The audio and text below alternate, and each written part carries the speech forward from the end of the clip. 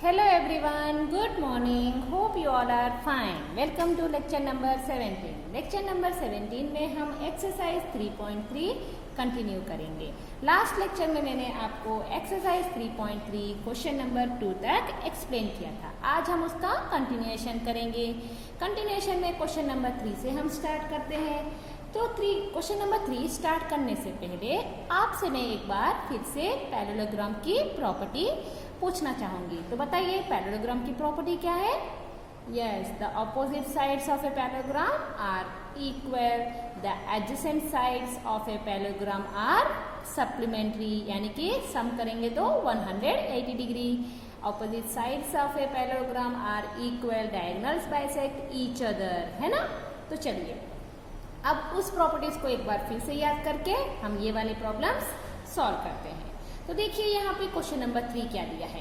Can a quadrilateral ABCD be a parallelogram if, यानी कि आपको यहाँ पे मेजरमेंट्स दिए हैं, कुछ रीजन दिया है। अब आपको ये बताना है कि इतनी सी मेजरमेंट जैसे कि angle D plus angle B is equal to 180 degree.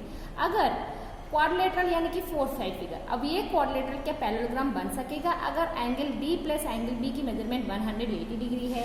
जैसे कि आपके पास एक क्वाड्रिलेटरल है, ओके, इस तरह से इन्होंने एक क्वाड्रिलेटरल दिया है। अब आपको ये क्वाड्रिलेटरल पैरेललोग्राम है या नहीं है वो चेक करना है। इन्होंने क्या कहा है? A, B, C और D, और इन्होंने क्या कहा है? Angle D plus angle B। जब आप एंगल D और एंगल B को प्लस करेंगे तो 180 डिग्री आएगा। तो क्या ये पैरेललोग्राम है? तो देखिए आपको ये तो पता है कि एंगल D और एंगल B कैसे हैं, एक दूसरे की ऑपोजिट साइड्स है। तो हमें ये भी पता है सम ऑफ ऑपोजिट एंगल्स, हमें ये तो पता है कि opposite angles of a parallelogram are equal, है ना। लेकिन यहाँ पे इन्होंने क्या दिया है? सम दिया है। तो हम इसे करते हैं गिवन इन ए, इन्होंने पहले क्वाड्रिलेटरल के बारे में दिया है। Given in a quadrilateral ABCD, ये फिगर हमने अपने लिए लिया है। Angle D plus angle B is equal to 180 degree, है ना, ये इन्होंने दिया हुआ है। और हमारा कंडीशन कैसा होता है पैरेललोग्राम में? इन पैरेललोग्राम हमारा कंडीशन कैसा होता है? इन पैरेललोग्राम द सम, ये सम कब करते हैं? The sum of measure of कौन सी एंगल्स? एडजेसेंट एंगल्स, है ना। Measure of adjacent angles are 100 degree, है ना। 180 डिग्री होते हैं ना adjacent angles, और इन्होंने क्या दिया है? ये एंगल्स 180 डिग्री दिया है। बट इससे हम क्या कहेंगे? बट हियर, इन्होंने क्या दिया है? हियर ये कैसा है? ऑपोजिट एंगल है, और इन्होंने ऑपोजिट एंगल का सम दिया है। But here opposite angles sum is 180 degree. तो हो सकता है अगर ये 90 डिग्री है तो ये 90 डिग्री होगा। जब आप इन दोनों का सम करेंगे तो 180 डिग्री आने की चांसेस हैं, है ना। इसका मतलब देखिए 90 होगा तो ये ऑपोजिट एंगल्स इक्वल हो जाएंगे। इससे हम ये कह सकेंगे कि ये क्वाड्रिलेटरल शायद पैरेललोग्राम बन सकता है। Therefore the quadrilateral may be मतलब बन सकता है। अगर ये दोनों 90 होंगे तभी क्वाड्रिलेटरल पैरेललोग्राम बनेगा। अगर ये दोनों में एक 60 है, एक 100 है और एक 80 है तो वो क्वाड्रिलेटरल बनने की चांसेस नहीं है। इसलिए मैंने यहाँ पे मे बी लिखा है। The quadrilateral may be a parallelogram, है ना। तभी हम ये कह सकते हैं कि ये पैरेललोग्राम बन सकता है। ओके, अब क्वेश्चन नंबर 2 इन क्वेश्चन नंबर 3। अब इसी का ही क्वेश्चन है, यही रीजन है, आपको ये बताना है can a quadrilateral ABCD be a parallelogram. तो एक क्वेश्चन का ये था angle D plus angle B 180 degree हो तो क्या वो पैरेललोग्राम बन सकता है? तो मे बी बन सकेगा जब एंगल B और एंगल D 90 डिग्री है। ओके ना। अब दूसरा रीजन, अगर AB is equal to DC is equal to 8 centimetre, AB is equal to 4 centimetre and BC is equal to 4.5 centimetre. अब यहाँ पे क्या है? चलो क्वाड्रिलेटरल देखिए, फिर से आपको एक क्वाड्रिलेटरल लेना है। कौन सा क्वाड्रिलेटरल आपको लेना है? ABCD, इन्होंने खुद मेंशन किया था, है ना, ABCD करके क्वेश्चन में। तो ABCD, अब इस कंडीशन को यहाँ लिख के देखिए, AB is equal to measurement कितना है 8 centimetre, DC is equal to 8 centimetre, AD 4 centimetre और BC 4.4 सेंटीमीटर। ये क्या है, सॉरी BC यहाँ आएगा 4.4 सेंटीमीटर। ओके, ये डायगोनल नहीं है, BC क्या है 4 पॉइंट। अब देखिए हमारा कंडीशन क्या है कि हमारा कंडीशन क्या है, प्रॉपर्टीज क्या है हमारी कंडीशन की पैरेललोग्राम की, कि पैरेललोग्राम में ऑपोजिट साइड्स इक्वल होने चाहिए। यहाँ पे AB और DC तो इक्वल है 8 8, लेकिन ये देखिए ये 4 सेंटीमीटर है और ये 4.4 सेंटीमीटर है, तो ये तो रॉन्ग है ना, ये करेक्ट एक प्रॉपर्टी सेटिस्फाई नहीं कर रहा है ना। हम क्या कहेंगे, since opposite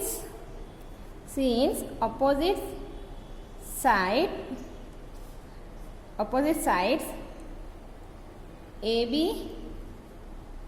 since opposite sides AD and BC है ना, AD और BC are not equal, वो दोनों इक्वल नहीं हैं, तो बट और देयरफॉर, ये दोनों इक्वल नहीं है तो therefore it is not a parallelogram. क्यों हमने इसे पैरेललोग्राम नहीं कहा, क्योंकि पैरेललोग्राम का कंडीशन है कि अपोजिट साइड्स इक्वल होनी चाहिए, और यहाँ पे ये दोनों अपोजिट साइड्स इक्वल नहीं है, इसलिए हम इसे it is not a parallelogram करके कहेंगे। ओके, अब क्वेश्चन नंबर 3 देखिए। क्वेश्चन नंबर 3 का थर्ड क्वेश्चन, एंगल ये 70 degree, angle see how much 65 degree. तो पहले फिर से पैरेललोग्राम ड्रॉ कीजिए। एक क्वाड्रेटर हम ड्रॉ करते हैं, ABCD, ABCD। अब एंगल A की मेजरमेंट इन्होंने दी है 70 डिग्री और एंगल C इन्होंने दिया है 65 डिग्री, और हमारा पैरेललोग्राम का कंडीशन क्या है, प्रॉपर्टी क्या है कि अब देखिए यहाँ पे A और C कैसे हैं, एक दूसरे की ऑपोजिट एंगल्स हैं, है ना। और हमारे पैरेललोग्राम का प्रॉपर्टी क्या है कि ऑपोजिट एंगल कैसी होनी चाहिए, इक्वल। तो क्या ये दोनों इक्वल है, नहीं है। यहाँ पे 70 है, यहाँ पे 60 है, तो क्या फिर ये एक पैरेललोग्राम बन सकेगा, नहीं, है ना। तो हम क्या कहेंगे, since angle A and angle C are opposite angles, वो दोनों ऑपोजिट एंगल हैं, ऑपोजिट एंगल्स है ना, वो दोनों ऑपोजिट एंगल हैं, and measure of angle A not equal to measure of angle C, therefore it is not a parallelogram. हमने वो दोनों की मेजरमेंट इक्वल नहीं है, इसलिए हम कहेंगे कि ABCD is not a parallelogram. Okay, ये है क्वेश्चन नंबर 3, समझ में आया होगा आप लोगों को। अब हम क्वेश्चन नंबर 4 करते हैं। क्वेश्चन नंबर 4 देखिए क्या दिया है।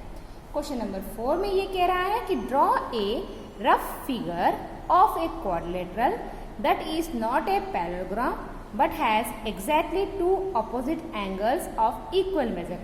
अब आपको एक ऐसा रफ फिगर ड्रॉ करना है जो दिखने में पैरेललोग्राम नहीं है, लेकिन कंडीशन क्या है, लेकिन exactly 2 opposite angles of equal major, लेकिन वो उसकी जो ऑपोजिट एंगल होगी वो इक्वल मेजर की होनी चाहिए, है ना। तो उसकी इक्वल मेजर की होनी चाहिए। तो देखिए मैं एक ऐसा मेजरमेंट कर दूं, हम एक ऐसा डायग्राम ले लेते हैं, सेम हैज काइट। हम काइट की तरह डायग्राम ले लेते हैं। काइट की कंडीशन के अकॉर्डिंग से देखिए पैरेललोग्राम में, हाँ काइट का कंडीशन क्या था कि एडजेसेंट साइड्स इक्वल हैं। हमारा पैरेललोग्राम का कंडीशन क्या है कि अपोजिट साइड्स इक्वल होनी चाहिए। तो क्या ये दोनों अपोजिट साइड्स इक्वल है, नहीं है, तो इसका मतलब ये पैरेललोग्राम तो है ही नहीं, है ना। तो हमने कंडीशन के अकॉर्डिंग से एक ऐसा फिगर ले लिया जो पैरेललोग्राम नहीं है। अब हमारा कंडीशन क्या होना चाहिए कि अपोजिट एंगल इक्वल होनी चाहिए। तो मैं इस पैरेललोग्राम को कुछ नेम दे देती हूँ। अब देखिए ये जो एंगल है काइट में, हमारा कंडीशन है काइट में अपोजिट एंगल इक्वल होता है, तो यहाँ पे भी ये इक्वल होगा। Here ABCD is a figure, हमने फिगर ले लिया है ना, फिगर ऑफ ए क्वाड्रिलेटरल। हम इसे क्वाड्रिलेटरल तो कह सकते हैं, क्यों, क्योंकि ये 4 साइड क्लोज्ड फिगर है, तो every 4 side closed figure is a quadrilateral. Okay ना। Here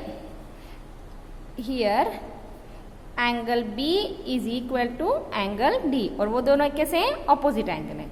angle B is equal to angle D are opposite angles, है ना, वो दोनों ऑपोजिट एंगल है ना।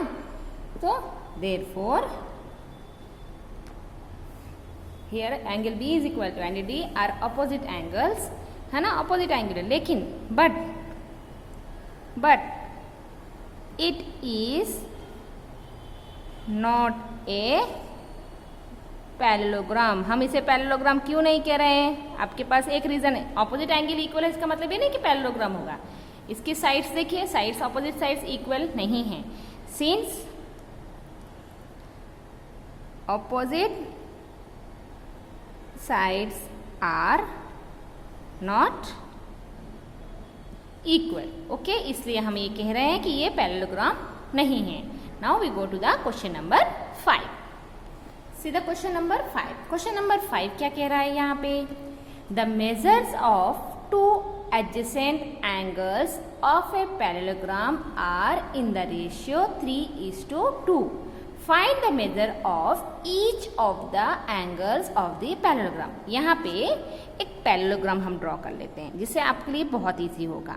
ओके ना, आप कोई भी शेप का पैरेललोग्राम, इस तरह से मैंने पैरेललोग्राम ड्रॉ कर दिया जो रेक्टेंगल शेप है। रेक्टेंगल शेप है मतलब अपोजिट साइड्स इक्वल है ना। अब इसको मैं नेम दे देती हूँ। क्या दे देती हूँ? Name A B C D is a parallelogram. Okay, अब क्लियर हो? अब देखिए, the measure of two adjacent angle of a parallelogram A B C D. Adjacent angle मतलब कोई भी बाजू बाजू वाली एंगल आप ले लीजिए। एंगल बी सी ले लीजिए, या तो सी डी ले लीजिए, या तो डी ए, या तो फिर ए बी। किस तरह से? रेशियो में है। अब आपको मैंने बताया था पहले भी कि अगर हमें रेशियो को सेपरेट करना है तो हम एक इमेजिनरी वेरिएबल यूज करते हैं, वो है एक्स। तो हम क्या कहेंगे? मेजरमेंट कैसे होगा एंगल्स का? 3x and 2x। तो हम इसे a और b को दे देते हैं। Angle a is equal to 3x, angle b is equal to 2x। इस तरह से हमने सेपरेट कर दिया। अब आपका क्वेश्चन क्या है? आपका क्वेश्चन ये है कि आपको सारे एंगल्स की वैल्यू फाइंड आउट करनी है, यानी कि angle a, angle b, angle c और एंगल d की वैल्यू आपको फाइंड आउट करनी है। आपको इन दोनों को यूज करके बाकी सारी एंगल्स की मेजरमेंट हमें फाइंड आउट करनी है। तो बताइए, ये दोनों एंगल एक दूसरे के कैसे हैं? एडजेसेंट है। और according to the parallelogram property, parallelogram की प्रॉपर्टी के अकॉर्डिंग से एडजेसेंट एंगल्स कैसे होते हैं? सप्लीमेंट्री, यानी कि जब आप इन दोनों को सम करेंगे तो कितना आना चाहिए? 180 डिग्री। तो सबसे पहले मैं इस प्रॉपर्टी को यूज करके x की वैल्यू फाइंड आउट करूंगी। उस x की वैल्यू में इसमें और इसमें सब्स्टिट्यूट करके इन दोनों की वैल्यू फाइंड आउट कर लेंगे। अब जब आप इन दोनों की वैल्यू आ जाएगी तो हम ऑपोजिट वाला कंडीशन यूज कर लेंगे। A is opposite to C, B is opposite to D. हमें ए बी सी डी का मेजरमेंट पता चल जाएगा, है ना। तो चलिए हम स्टार्ट करते हैं। Let A B C D is a parallelogram. क्या है ये? पैरेललोग्राम, है ना। अब गिवन कंडीशन क्या है? गिवन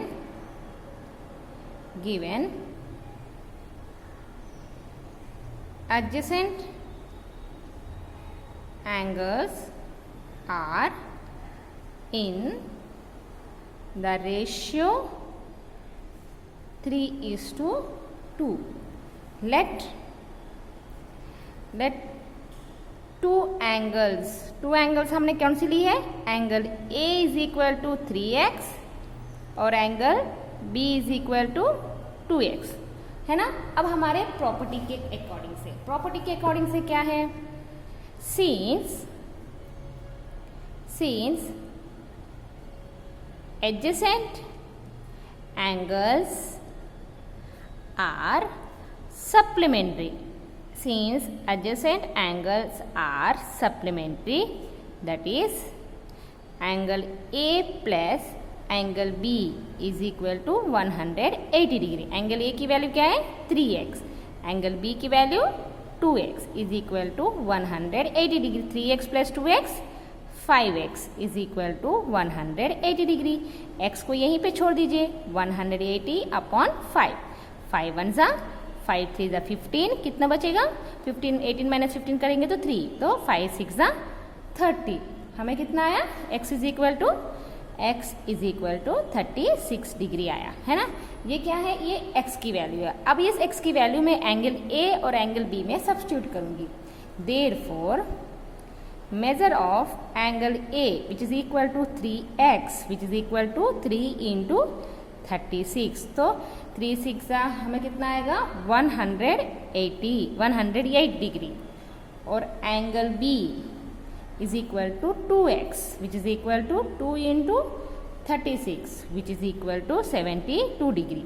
हमें एंगल A और एंगल B की वैल्यू पता चल गई। अब हम उन दोनों को एंगल A और एंगल B की वैल्यू को यूज करके एंगल C और एंगल D की वैल्यू फाइंड आउट करेंगे। तो कैसे फाइंड आउट करेंगे बताइए। Here measure of angle B is equal to measure of angle D and measure of angle A is equal to measure of angle C। क्यों मैंने equal कहा, since reason क्या है, since opposite angles are equal. Opposite angle equal होते हैं इसलिए मैंने इनको इक्वल लिया। देयरफॉर इससे हम क्या कहेंगे, एंगल B की वैल्यू आपको कितनी आई 72, तो एंगल D की वैल्यू कितनी होगी, measure of angle D is equal to 72 degree. Measure of angle C is equal to कितना होगा 180 डिग्री। हमें आ गए सारे मेजर्स। देयरफॉर हम क्या कहेंगे, angle A is equal to 180 degree, angle B is equal to 72 degree, angle C is equal to 180 degree और angle D is equal to 72 degree. ये है measures of angles of a parallelogram. Okay, अब question number 6। Question number 6 देखिए क्या दिया है इन्होंने। तो देखिए, two adjacent angles of a parallelogram have equal measure. ये कह रहा है कि एडजेसेंट एंगल यानी कि बाजू बाजू angles of a parallelogram have equal major. Find the measure of each of the angles of the parallelogram. बाकी के मेजर्स ऑफ एंगल्स आपको फाइंड आउट करने हैं। जेम इस तरह से है, यहाँ पे इन्होंने रेशियो में दिया था तो आपको 3x 2x आया था। अब इन्होंने यहाँ पे कोई मेजरमेंट नहीं दिया, बस एक ही कंडीशन दिया है कि have equal major. Adjacent angle देखिए, पहले मैं एक पैरेललोग्राम ड्रॉ कर लेती हूँ। ABCD is a parallelogram. अब ये कह रहा है कि एडजेसेंट एंगल, तो आप A और B को एडजेसेंट एंगल समझ लीजिए। ये दोनों एडजेसेंट एंगल है तो इन दोनों की मेजर इक्वल है करके कंडीशन इन्होंने दिया है। अब इस दोनों को यूज करके आपको बाकी के एंगल की मेजरमेंट फाइंड आउट करनी है। ओके, तो यहाँ पे देखिए, लेट ABCD इज ए, क्या है ये, पैरेललोग्राम है ना, इज ए पैरेललोग्राम। गिवन, यहाँ पे कंडीशन क्या दिया है, given to adjacent angles have, क्या है, हैव इक्वल मेजर। तो यहाँ पे एडजेसेंट एंगल कौन से समझ लेते हैं, कोई भी। और हमारा कंडीशन क्या है, इक्वल मेजर का है। हम क्या कहेंगे, इक्वल मेजर है। अब यहाँ पे हम ले लेते हैं angle A is equal to angle B, इन्होंने कंडीशन दिया है। ओके, अब देखिए, सिंस हमारा प्रॉपर्टी के अकॉर्डिंग से, सिंस एडजेसेंट एंगल्स, हमारी प्रॉपर्टी के अकॉर्डिंग से क्या है, एडजेसेंट एंगल्स आर सप्लीमेंट्री, है ना। पैरेललोग्राम में एडजेसेंट एंगल कैसी होती हैं, एक दूसरे की सप्लीमेंट्री। और यहाँ पे एडजेसेंट एंगल हमने क्या लिया है, A और B, दैट इज, इसका मतलब angle A plus angle B is equal to 180 degree, है ना। अब देखिए, इस कंडीशन को यूज करूंगी, इक्वल का कंडीशन, क्या है ये, इक्वल का कंडीशन यूज करूंगी। यानी कि मैं इस B की जगह पे A लिख सकती हूँ। देखिए, angle A plus angle A मैंने लिख लिया, क्यों, क्योंकि since angle A is equal to angle B दिया हुआ है, गिवन, है ना। Measure of angle A is equal to measure of angle B, इसलिए मैंने A प्लस A लिख दिया। तो हो जाएगा angle two angle A which is equal to 180 degree. Angle A is equal to 180 degree upon 2, 2 1 जा 2 90 जा, तो therefore angle A is equal to measure कितना आया 90 डिग्री। अगर एंगल ए की मेजरमेंट 90 डिग्री है तो एंगल बी की कितनी होगी 90 डिग्री, है ना। यानी कि हमें एंगल ए और एंगल बी का मेजरमेंट पता चल गया, कितना है 90 90। तो डी और सी का हम पता लगा सकते हैं ना, कैसे, क्योंकि एंगल ए का ऑपोजिट एंगल क्या है सी और एंगल बी का ऑपोजिट एंगल क्या है डी। हम ऑपोजिट एंगल की प्रॉपर्टी यूज करके इसे हम फाइंड आउट कर लेते हैं। ओके, तो क्या आएगा, therefore measure of angle B is equal to 90 degree. अब हमें एंगल ए और एंगल बी की मेजर पता चल गई। Since angle A and angle C, angle B and angle D are opposite angles, therefore measure of angle A is equal to measure of angle C and measure of angle B is equal to measure of angle D, है ना। तो क्या आएगा, therefore measure of angle C, angle A की measurement कितनी है 90, तो angle C का कितना आएगा 90 and measure of angle D उसका कितना आएगा 90 डिग्री। ओके, देयरफॉर हमें पता चल गया, therefore measure of angle A is equal to 90 degree, measure of angle B is equal to 90 degree, measure of angle C is equal to 90 degree and measure of angle D is equal to 90 degree. सारे angles की measurement क्या है 90 degree. Okay, ये है question number 6। अब हम question number 7 करते हैं। क्वेश्चन नंबर 7 क्या दिया है, क्वेश्चन नंबर 7 क्या है, the adjacent figure HOPE HOPE is a parallelogram, find the angle, measure x, y and z, state the properties you use to find them. यहाँ पे देखिए आपको एक पैरेललोग्राम दिया है HOPE और उसमें आपको x, y, z की वेरिएबल्स दिए हैं। आपको x, y, z की वैल्यू फाइंड आउट करनी है और उसके साथ साथ आपको ये भी बताना है कि आप उस वैल्यू को फाइंड आउट करने के लिए कौन सी प्रॉपर्टी यूज कर रहे हैं। तो देखिए यहाँ पे आपको बहुत ही ध्यान से देखना है कि ये जो y है, y सिर्फ एंगल आधा p का ही है, totally p angle is not measured, only half angle is given y। यहाँ पे angle E is equal to x, angle O is equal to x और एक्सटीरियर एंगल बाहर की तरफ angle O is equal to 70 degree, interior में angle H Z और ये क्या है 40 डिग्री। ओके, अब इसे यूज करके आपको x, y, z की वैल्यू फाइंड आउट करनी है, ठीक है ना। अब देखिए पहले तो हम गिवन कंडीशन लिख देते हैं। गिवन क्या है, given HOPE is a parallelogram. अब चलिए स्टार्ट कीजिए प्रॉब्लम फाइंड आउट करने के लिए। तो कहाँ से स्टार्ट करेंगे, तो बताइए। तो देखिए मैं यहाँ से स्टार्ट करती हूँ। मैं अगर ये वाला x वैल्यू फाइंड आउट कर लूँ तो ये दोनों अपोजिट एंगल हो जाएंगे, फिर अपोजिट एंगल या ये दोनों एडजेसेंट एंगल हो जाएंगे, है ना। तो चलिए यहाँ से फाइंड आउट कीजिए कि इस 70 को यूज करेंगे। ये 70 और ये वाला x एंगल x एक दूसरे की कैसी है, लीनियर एंगल है ना, वो दोनों लीनियर है ना। अगर लीनियर है तो हम क्या कहेंगे 180 डिग्री आएगा, है ना। जब ये दोनों एक दूसरे की लीनियर है तो क्या आएगा 180 डिग्री। और एक कंडीशन, ये एंगल कैसा है, आप इस तरह से भी कर सकते हैं, ये एंगल कैसा है बाहर की तरफ एक्सटीरियर। अब थोड़ी देर देखिए ये वाला HOP कैसी है ट्रायंगल, ये वाली एरिया कैसी है ट्रायंगल। अब ट्रायंगल और एक्सटीरियर एंगल का कंडीशन कैसा है, exterior angle is equal to, है ना, is the exterior angle of is equal to sum of the opposite interior angle। कैसा होगा, sum of the opposite interior angle।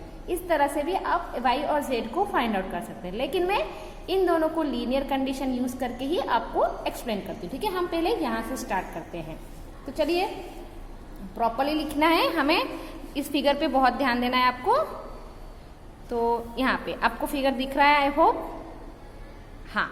अब देखिए मैं क्या करूँगी, पहले मैं इस x को लूँगी और ये 70 लूँगी। तो x को आपको लिखना है तो आप कैसे लिखोगे, एंगल HOP, है ना, एंगल HOP प्लस PO, यहाँ पे अगर आपको कुछ, हाँ यहाँ पे इन्होंने दिया हुआ है, A दिया है, angle POA is equal to 70 degree plus angle POA is equal to 180 degree. क्यों? क्योंकि वो दोनों कैसे हैं, एक दूसरे के लीनियर पेयर, है ना।